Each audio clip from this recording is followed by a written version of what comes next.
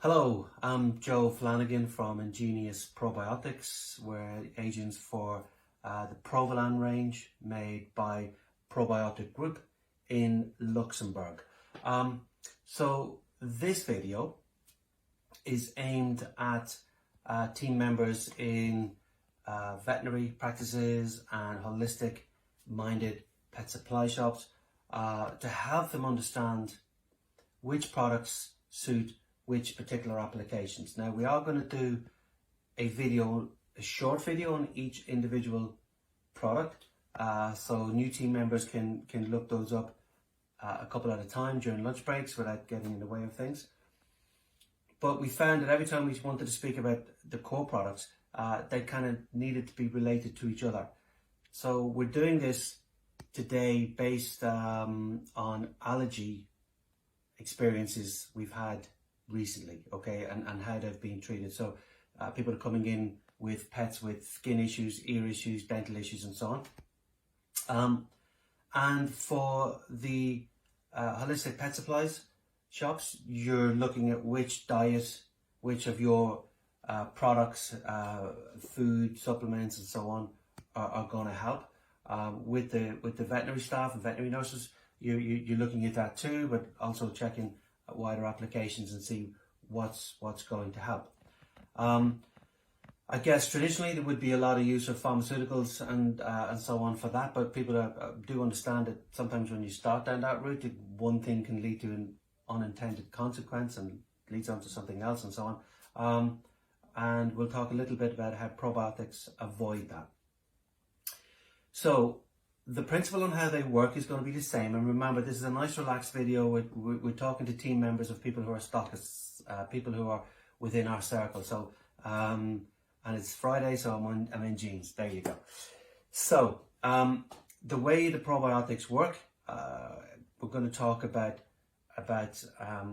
bioremediation, bioreplacement technologies, and biocompetition, which are all fancy words, really fancy ways of saying the same thing.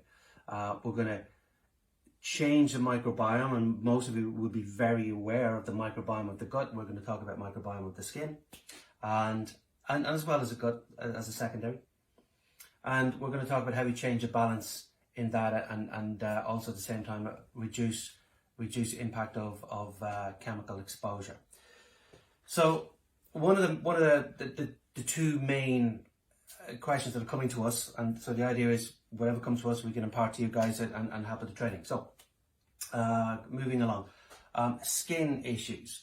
So quite often the pet presents with what looks like skin allergies, and you could talk at length about the difference between allergies and intolerance.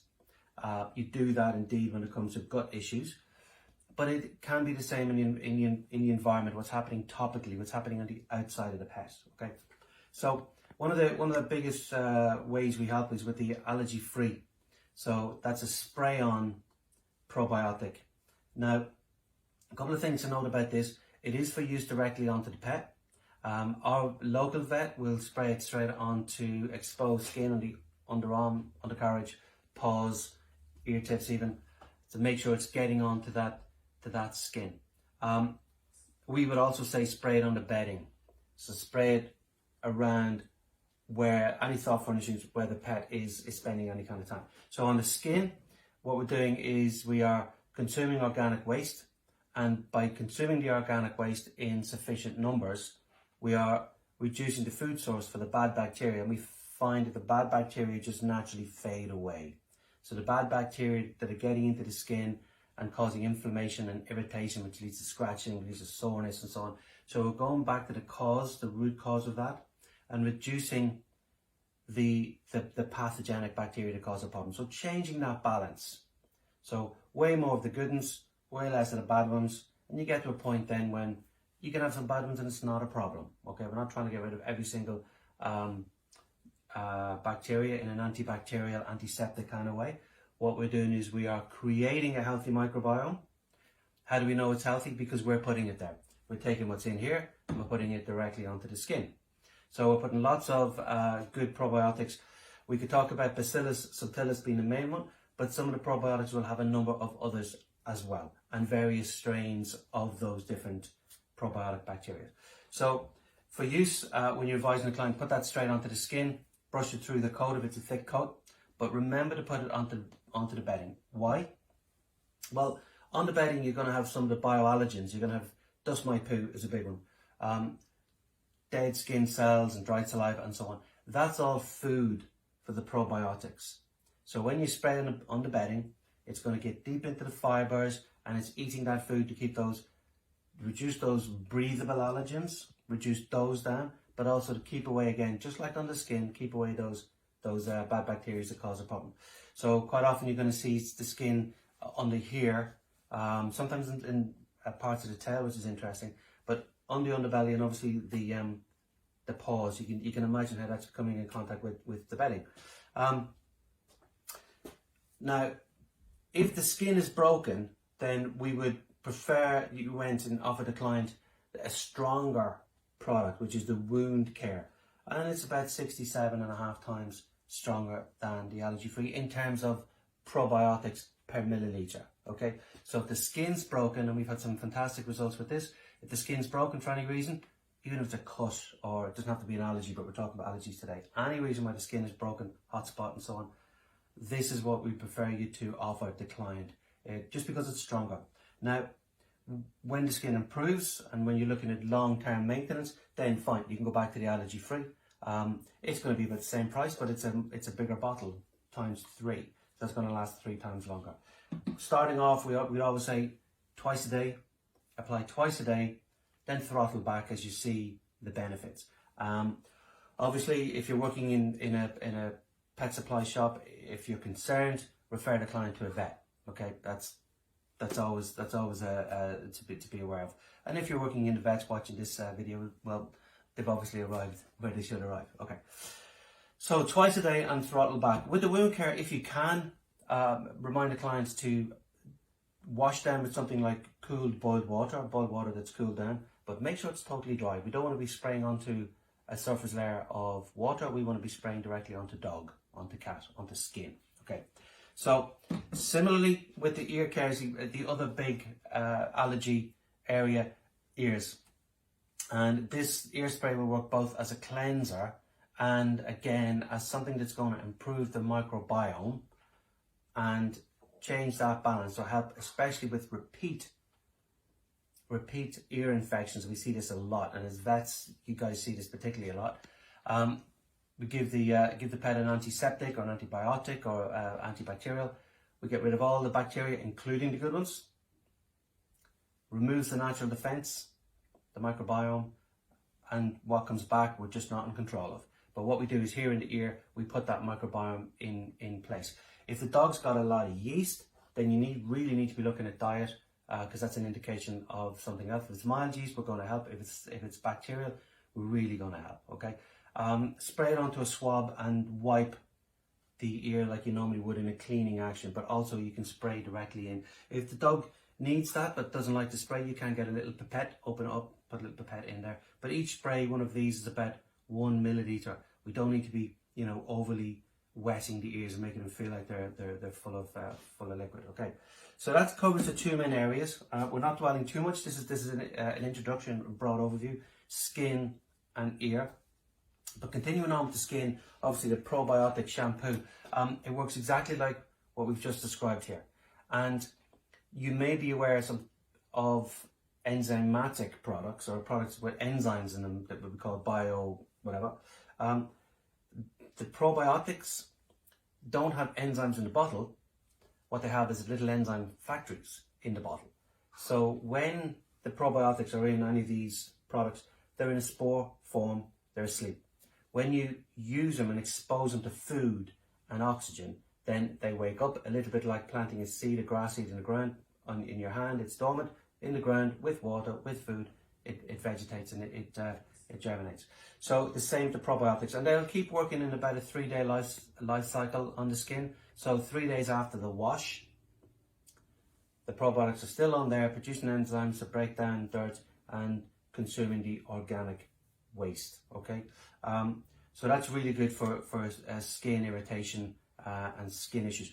But obviously, not just when there's a skin irritation, okay? Just any old time they're using a shampoo, you're going to use one that isn't going to strip the microbiome, but actually bolster the microbiome. Okay, we could talk more about the environmental benefits of that as well, but that's not our concern here. By the way, if the skin doesn't have a dermatitis, where you might use the allergy-free spray, but maybe it's just a dry skin, then sometimes we'll go for the coat care. It's the only product in the LUCAA range that isn't actually probiotic, but what it is a product with linseed oil in it and castor oil, and we're delivering directly onto the coat. We're delivering omegas 3, 6 and 9 fatty acids. Okay, so that's really good for dry, just general dry skin. Okay, a couple of other products here, one for the eyes as well, which would be for tear stains or issues around the eyes, but again, don't spray it onto the eye. Put it on a pad and wipe around the eye. Okay, so blepharitis or conjunctivitis and so on. Now, that's the direct to pet side. And like I say, there will be other videos. We'll talk a little bit more about each individual product, just in bite-sized chunks. But continuing on with the allergy theme, and again, for allergy, read skin intolerance, because the little ones are breathing different to us. They're exposed to more chemicals than us. They're sleeping on the floor. They're lying naked on the floor that's been cleaned with a chemical quite often. So their intake is proportionally higher than us. And we all know that we breathe in a lot more than we eat. So we have to take account of what it is we're breathing in as well as what we're coming in contact to. So as part of the allergy management, owner brings pet in, you can talk about the floor cleaners. It's really important. There's more and more evidence coming out about the amount of chemicals found in a pet's blood and a pet's urine. It's not just about skin conditions, it's about longer term issues. So we again supply a probiotic cleaning products. The floor one is the one I want to draw your attention to because it has the most direct impact to the pet. Especially the dog. Their exposed skin is making direct contact with the floor. The interesting thing is that the dog's going to sweat through his paws, and some cleaning products will say they're safe for pets when wet. Sorry, when dry, so to say, when dry.